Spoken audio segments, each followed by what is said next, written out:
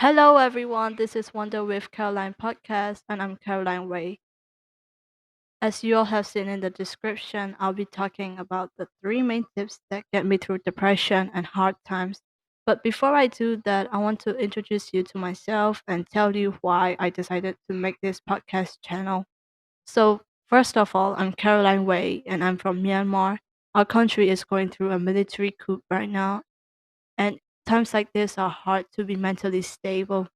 There are times when you want to talk to someone about your problems, but you have to stop yourself because they have their own problems too. And these unsaid words just kind of build inside of you, and you have to let them out through somewhere. And I've decided to let them out through podcasting. Secondly, I like to inspire people by talking about my music and literature inspirations.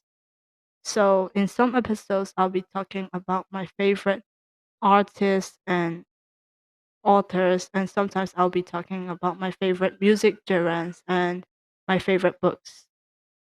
And thirdly, I want to make the younger ones feel like their voices have been heard. I know how much it hurts to be invisible and not to contribute ideas to the community you're living in. So, whatever you're feeling now, I might not be able to relate completely to your situation, but I understand you, your voice is heard. So, let's just take a seat and enjoy this little moment, shall we? Oh, yeah. So I also want to make a little disclaimer that I'm not a counselor or a psychiatrist. The concepts in this episode are just based on my personal experiences. It might not work for all of you because we're all different, we act different, we like different stuff, but I hope I can distract you from your problems for a little while. If you're depressed, do something to keep your mind from overthinking because overthinking makes it only worse.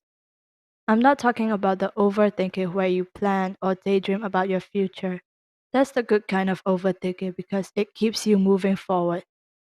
I'm talking about the bad overthinking where you blame yourself for what happened in the past.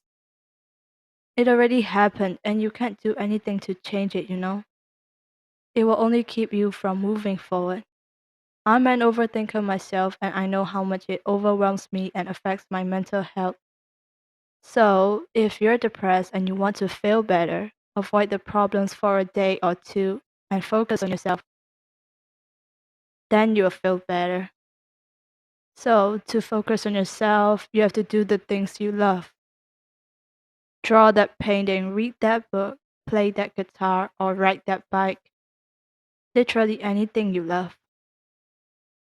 So for me, I like to listen to ukulele covers or cry to Lenny songs at night. I love reading poetry too because poetry is my remedy.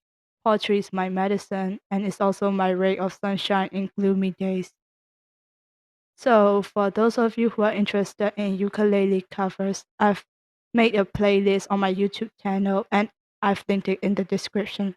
So if you're interested, check it out. The second tip is talking to someone about your feelings. Now, I know it's hard for some of you to talk about your feelings. It can either be because you can't put it into words, or you're afraid that people might change and take you for granted, or use that as a weakness against you. It's fair enough because not everyone's good. But don't worry, you can know whether he or she is worth sharing your feelings with by just three words: non judgmental, trustworthy, and compassionate. Non judgmental because if you open up to a judgmental person, he will only make you feel worse about the situation. Trustworthy because you need a secret keeper.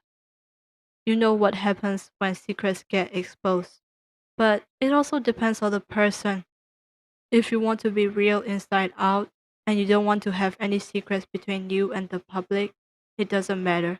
But if you like to space yourself and the public for a little bit, you need a secret keeper. Compassionate because if you open up, you need someone who would understand you, who would feel you, or could relate to you. So, yeah, these are the three characteristics. It can be found in a friend or a family member or even a teacher.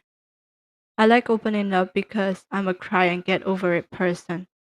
From what I've experienced, I personally think that if you keep everything in your heart, it builds up inside of you little by little, and you release them as anger or impatience. And once you have let that weight from your chest, it's not heavy anymore. So please try looking for a person with all three characteristics. There must be at least one person around you, and having that one person is more than enough. But after listening to me and you still find it hard for you to open up, try journaling. I've wrote diaries long ago for 5 years.